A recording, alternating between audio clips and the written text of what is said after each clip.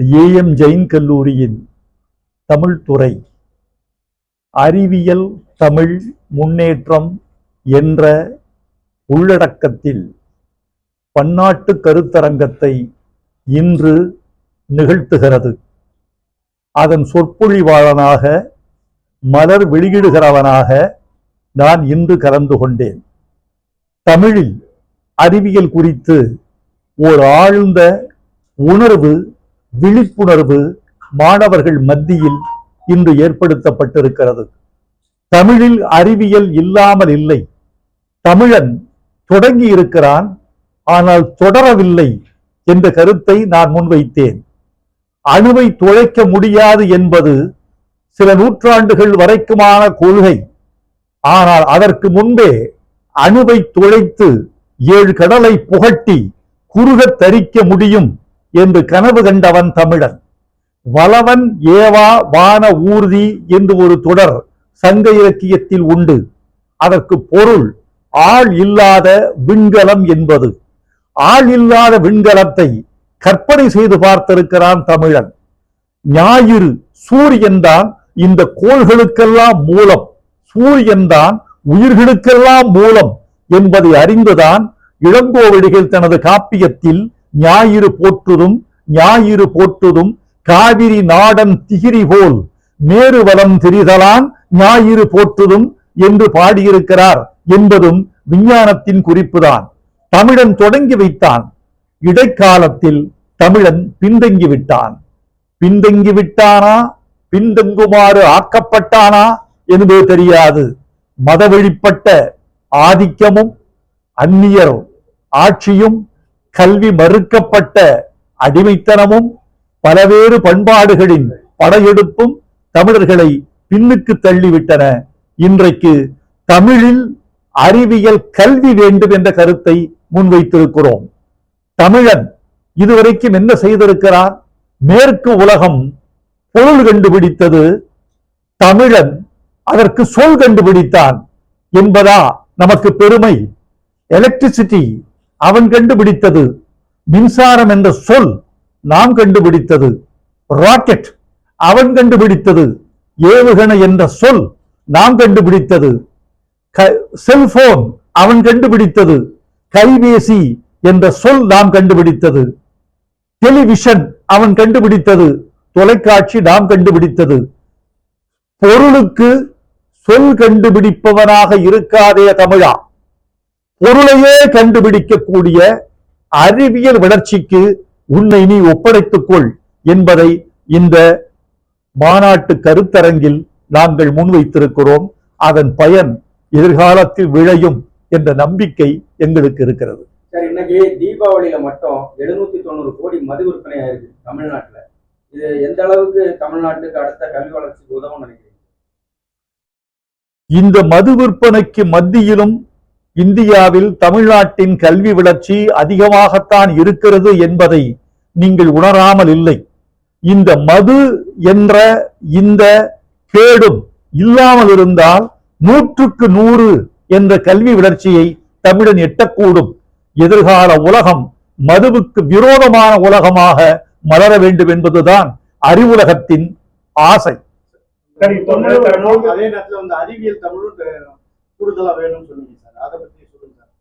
முத்தமிழும் வேணும், அதாவது இயல் இசை நாடகம். நான் அழகாக சொன்னேன், இயல் இசை நாடகம் என்ற முத்தமிழோடு அறிவுலகம் முடிந்து போவதில்லை.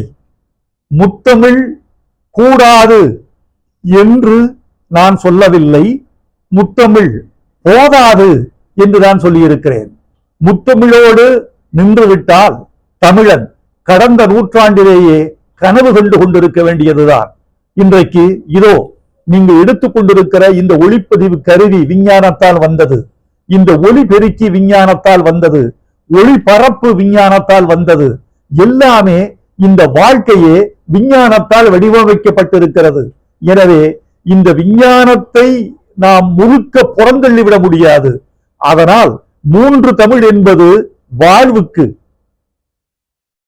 புற வாழ்க்கைக்கு அறிவியல் வேண்டும் என்று சொல்லியிருக்கிறேன். 4வது தமிழாக அறிவியல் தமிழ் மகுடம் சூட வேண்டும். அப்போதுதான் உலக மாந்தனாக தமிழன் உய்ய முடியும் என்ற ஒரு கருத்தை முன்வைத்திருக்கிறோம். சார், இந்தியாவில தமிழகம் வந்து ஒரு முன்மாதிரியான மாநிலமா இருக்குது.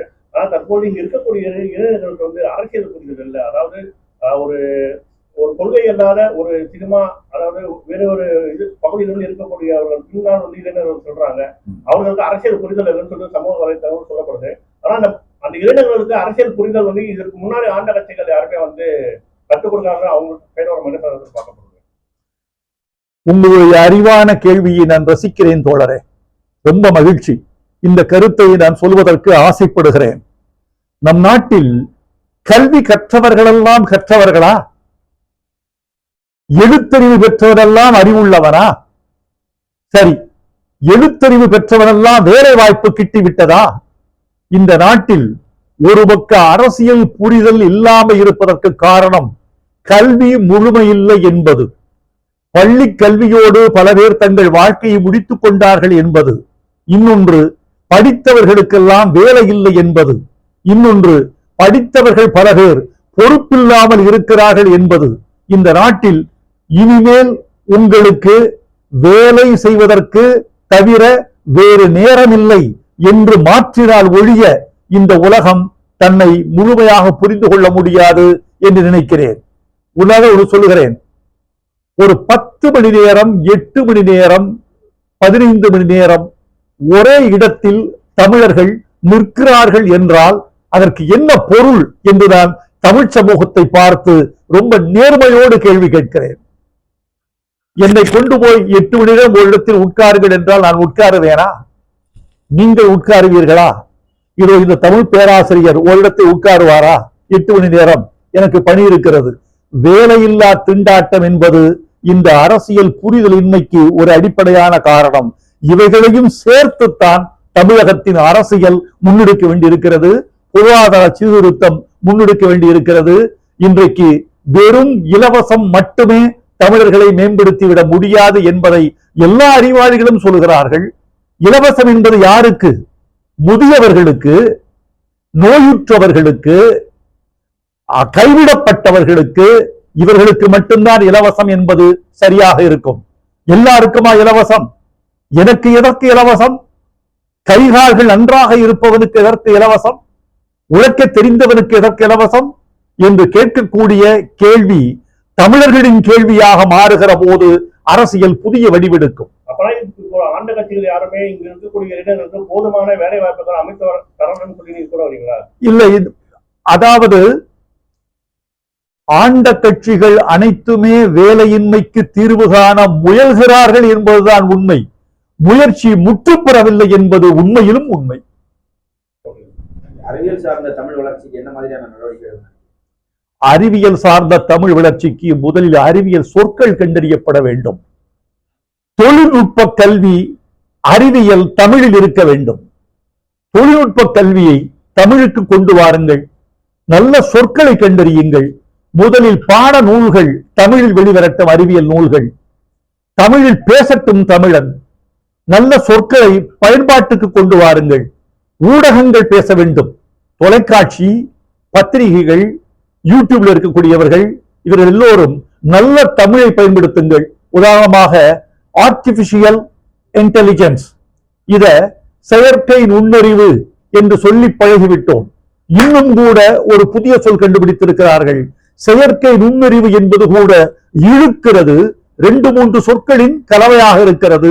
எனவே ஆர்டிபிஷியல் இன்டெலிஜென்ஸ் என்று சொல்வதை செய்யறிவு என்று ஆக்கிவிடுங்கள் என்று ஒரு புதிய சொல்லாக்க வந்திருக்கிறது.